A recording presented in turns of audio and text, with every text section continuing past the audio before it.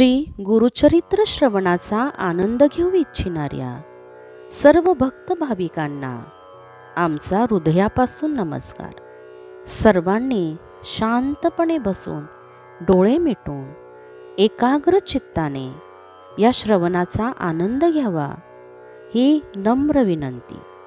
श्री गुरुचरित्राचे सर्व अध्याय एकाच लिंकवर उपलब्ध आहेत आणि ही लिंक डिस्क्रिप्शन बॉक्समध्ये दिली आहे।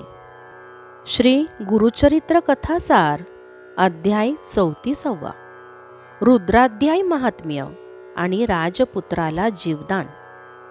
या अध्यायाच्या वाचनाने किंवा श्रवणाने रुद्रपाठाचे पुण्य मिळेल आणि संतती दीर्घायुषी होईल। श्री गणेशाय नमः। सिद्ध नामधारकाला म्हणाला, पराशरांनी काश्मीर नरेश भद्रसेनाला राजपुत्र सधर्म आणि मंत्रीपुत्र तारक यांच्या पूर्वजन्माबद्दल सांगितले। तेव्हा राजा म्हणाला, ऋषीवर्य, रुद्राक्ष धारण केल्यामुळे हे दोन्ही कुमार पुण्यवान आणि ज्ञानवंत झाले आहेत, पण यांना राजवैभव आणि भोगांबद्दल असलेली अनासक्ती पाहून माझ्या मनात यांच्या भविष्याबद्दल चिंता उत्पन्न झाली आहे। आपण त्रिकालज्ञानी आहात, तरी कृपा करून माझ्या मुलाचे भविष्य सांगावे। ते ऐकून पराशर गंभीर झाले। ते म्हणाले, राजा, तुझ्या मुलाचे भविष्य ऐकून तू दुःखी होशील। मी सत्य कसे सांगू? राजा म्हणाला, आपण सांगा, माझी ऐकण्याची तयारी आहे। काही अनिष्ट घडणार असेल तर आपल्या कृपाप्रसादाने आणि उपायाने ते नक्की टाळता येईल अशी माझी श्रद्धा आहे। पराशर म्हणाले, तर मग ऐक, तुझा पुत्र अल्पायुषी असून त्याला 12 वर्षे इतकेच आयुष्य आहे। आता त्याच्या आयुष्याचे फक्त 7च दिवस उरले आहेत। 8व्या दिवशी त्याला मृत्यू येईल। तो धक्का राजाला सहन झाला नाही। तो दुःखावेगाने एकदम मूर्छित पडला। सावध झाल्यावर ऋषींचे पाय धरून रडू लागला। पत्नीलाही रडू आवरेना। दोघांनी ऋषींना कळकळून प्रार्थना केली, हे तपोनिधी, आम्ही तुम्हाला शरण आलो आहोत, आमच्यावर दया करा। मुलाला वाचविण्यासाठी काहीतरी मार्ग सांगा। पराशरांनी त्या दोघांचे सांत्वन केले आणि म्हणाले, राजा, भिवू नकोस। या संकटातून पार पडण्यासाठी भगवान शंकरांना शरण जा। तो शंभू महादेव भक्तवत्सल असून दीन आर्तांचे रक्षण करणारा आहे। त्यांच्या कृपा प्रसादाने काळावरही मात करता येते। तू त्यांची आराधना कर। त्याच्या रुद्राध्याय रूपी प्रार्थनेचा सतत पाठ कर। रुद्राध्यायाचे महात्म्य काय वर्णन करावे? रुद्राध्याय हा वेद उपनिषदांचे सार आहे। साक्षात शिवस्वरूप आहे। तो अतिशय पवित्र आहे। त्याहून श्रेष्ठ मंत्र नाही। त्याच्या पठनाने चतुर्विध पुरुषार्थ साध्य होतात। तपश्चर्या फलद्रूप होते। सर्व पातकांचा नाश होऊन मनुष्य निष्पाप होतो। रुद्राचा पाठ म्हणणाऱ्याच्या समोर यमदूत कधीच येत नाही।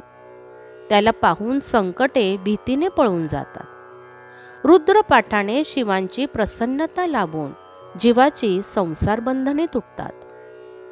इहपर कल्याण होते। अपमृत्यू टळतात।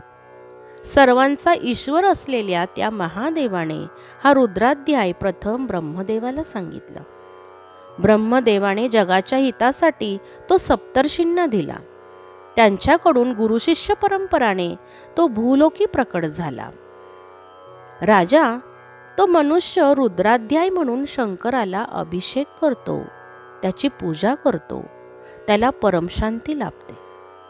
त्याचे तेज, बल, धृती, आयुष्य, आरोग्य, ज्ञान आणि पुण्य वृद्धिंगत होते।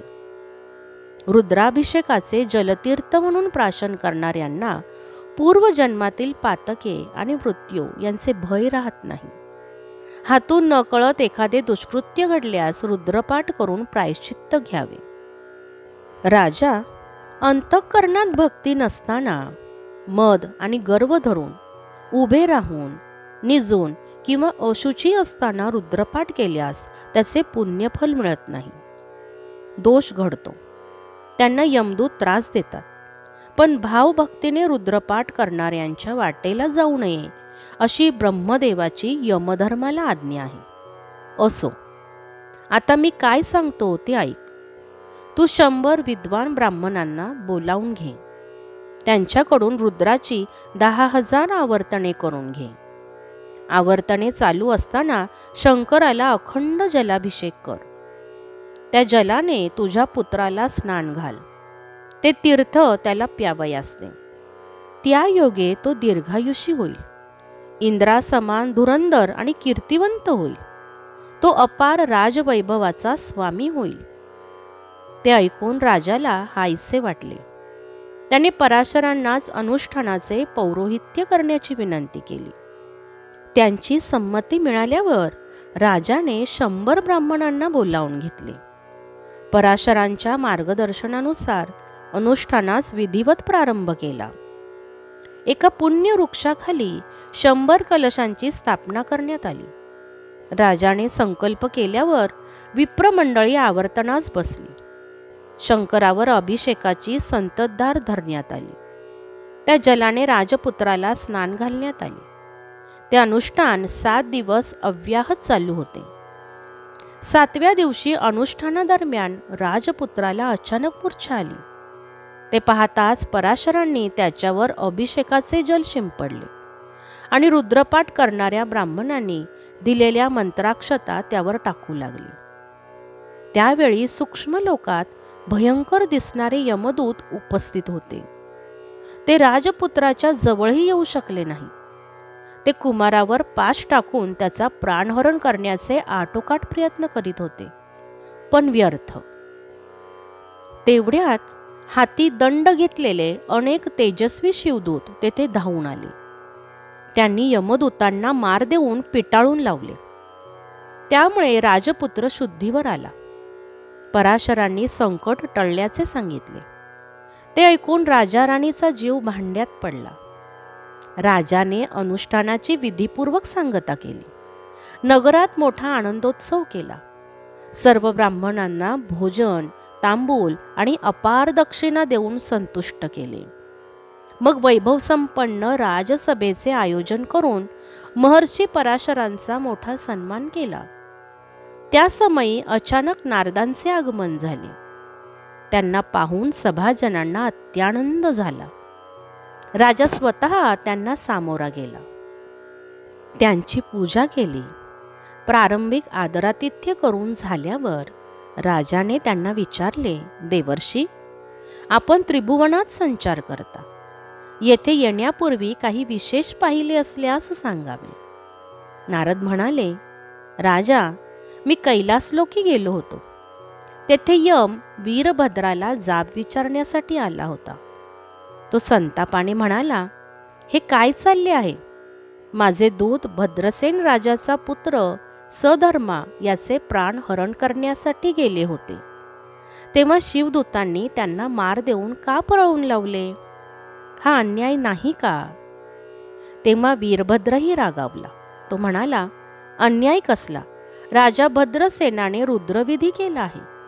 त्यामुळे त्याच्या पुत्राला 10,000 वर्षे आयुष्य लाभले आहे, हे तुला माहीत नाही का?